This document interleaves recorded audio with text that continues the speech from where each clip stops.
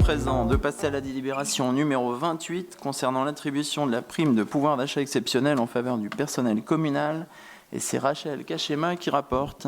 Concernant l'attribution de la prime de pouvoir d'achat exceptionnel en faveur du personnel communal, vous savez tous donc que le décret numéro 2023 alinéa 1006 du 31 octobre dernier 2023 autorisait donc les collectivités territoriales ainsi que les établissements publics à verser une prime exceptionnelle de pouvoir d'achat. Prime donc exceptionnelle forfaitaire au bénéfice des agents publics et de la fonction publique territoriale entre autres. Ainsi, Monsieur le maire souhaite verser cette prime exceptionnelle à près de 2500 agents. À savoir que le budget nécessaire au versement de cette prime à l'ensemble des agents éligibles, eh bien, ce budget s'élève à environ 1 million d'euros. Cette somme est donc a donc été prévue au budget primitif de l'exercice 2024. Alors, les critères d'éligibilité de cette prime, bon, je fais rapidement puisque de toute façon, vous avez également tous les documents. Eh bien, l'accumulation des trois critères d'éligibilité, est une condition relevant du cadre réglementaire défini dans ce décret suscité. Donc, ces trois critères cumulés doivent être les suivants. Nomination ou recrutement, donc par un employeur public avant le 1er janvier 2023. Statut de salarié rémunéré par l'employeur public au 30 juin 2023. Toujours. Et enfin, le troisième critère accumulé, qui est le fait d'avoir perçu une rémunération brute annuelle inférieure ou égale à 39 000 euros, hors heures supplémentaires défiscalisées et hors JPA, donc sur une période annuelle donc du 1er juillet 2022 au 30 juin 2023. La fourchette proposée pour cette prime exceptionnelle se situe entre 225 € et 600 €, ce qui est un énorme effort pour la municipalité. La prime sera versée au plus tard le 30 juin 2024. Je tiens quand même juste à préciser que certaines collectivités ont fait le choix de ne pas verser cette prime. Toutes les collectivités ne l'ont pas versée. Je vous demande donc, chers collègues, d'approuver en votant favorablement à l'octroi de cette prime exceptionnelle aux agents de la ville par Monsieur le maire. Merci. Mesdames, Messieurs, chers collègues, les agents de la fonction publique jouent un rôle essentiel dans la mise en œuvre des politiques publiques que nous décidons au sein de cette Assemblée municipale. C'est certes une évidence qu'il convient toutefois de rappeler. Cela est d'autant plus une évidence que les fonctionnaires subissent de plein fouet les effets de la hausse des prix et d'une situation économique difficile. Dans ce cadre, le versement d'une prime exceptionnelle est bien plus qu'un simple coup de pouce, l'expression de notre soutien et reconnaissance pour le travail effectué 365 jours par an au service de nos concitoyennes et concitoyens. Qu'ils soient remerciés pour leur implication, leur professionnalisme, leur disponibilité et leur attachement sans faille au service du collectif.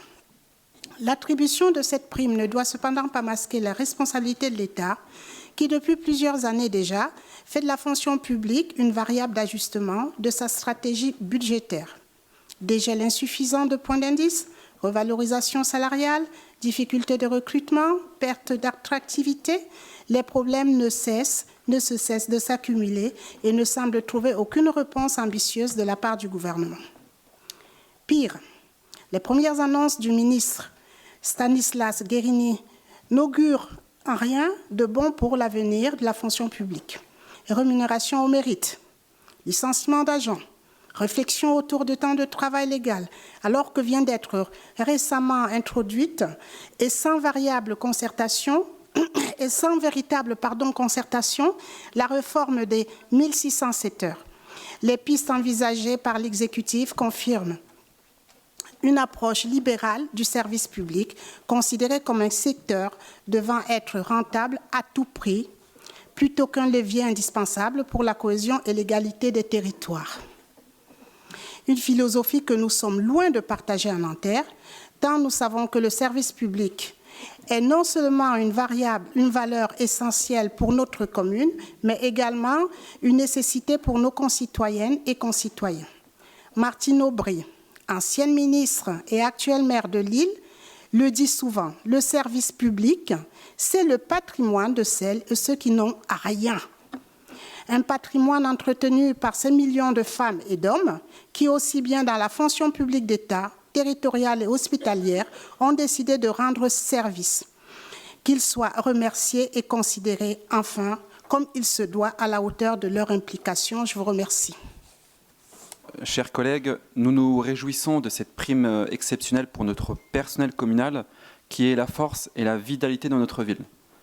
Mais au-delà des coups de pouce, tenez-vous compte des souffrances des agents dus à un mauvais, malheureusement, management et des souffrances encore récemment relayées les agents eux-mêmes ou les élus du personnel. Parce que malheureusement, dans votre discours, c'est en permanence la faute de l'État. Et ma question, c'est le fait d'avoir un personnel avec un management qui laisse à désirer, pensez-vous que c'est la faute de l'État ou c'est un management à revoir à votre niveau? Je vous remercie. Je ne comprends pas bien la question. Management qui laisse à désirer. Je n'ai pas bien saisi le... quelle est la véritable question?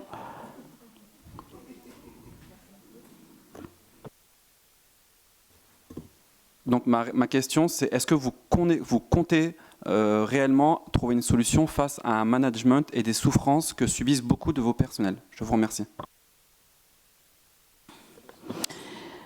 En fait, moi j'ai envie de dire la mairie de Nanterre n'est pas une collectivité électron libre. C'est-à-dire que le fonctionnement, il y a un fonctionnement dans l'institution française qui est connu de tous, hein, c'est un fonctionnement systémique.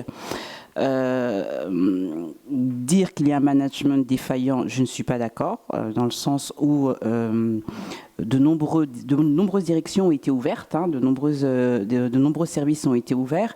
Il y a eu un remaniement du service QVT qui est le service de la qualité de vie au travail. Il y a eu la mise en place également dernièrement et à la tête de ce service le service s'occupant du reclassement des agents. C'était très très attendu par des dizaines d'agents. Chaque année, depuis le début de ce mandat, il y a une restructuration, une réorganisation de la direction des services RH et notamment, et de par ce fait, de l'ensemble des personnes, des référents ressources, notamment des référents dans l'ensemble des autres directions. Le management n'est pas une science parfaite. C'est comme les recrutements. Je ne connais personne qui ne fasse que d'excellents recrutements. Voilà. L'erreur est humaine. Le management demande, demande la formation des directeurs et des chefs de service. Ce qui est pris en compte, et il y a un énorme travail qui est fait dessus, qui est fait concernant justement l'accompagnement des chefs de service et des directeurs depuis plusieurs années par les directions générales. Donc dire qu'il y a un management défaillant de manière générale à la mairie de Nanterre, je ne suis pas du tout d'accord. Je pense quand même que l'herbe n'est pas plus verte ailleurs et que nous avons de nombreux agents très heureux de travailler, en tout cas à la mairie de Nanterre. Et 2500 agents, c'est un énorme bateau.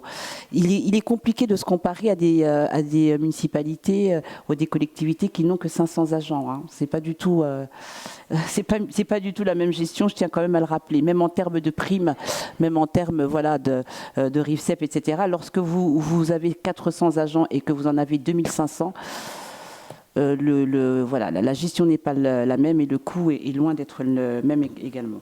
Alors dire qu'un management est défaillant de manière générale sur une municipalité, je trouve ça limite. C'est vraiment très très limite. Merci. Effectivement, c'est bien d'avoir souligné que dans une collectivité de 2500 agents, travailler sur les ressources humaines, c'est des ressources humaines et c'est des personnes, des profils. Et on a notamment, on n'a pas cité, mais un bilan social chaque année qui mesure aussi la qualité de vie au travail, qui permet d'avoir un certain nombre d'indicateurs, et il n'y a pas un niveau de souffrance démesuré. Il y a après des situations individuelles, c'est peut-être à celle-là que vous faites référence, puisque vous étiez présent lors d'une mobilisation.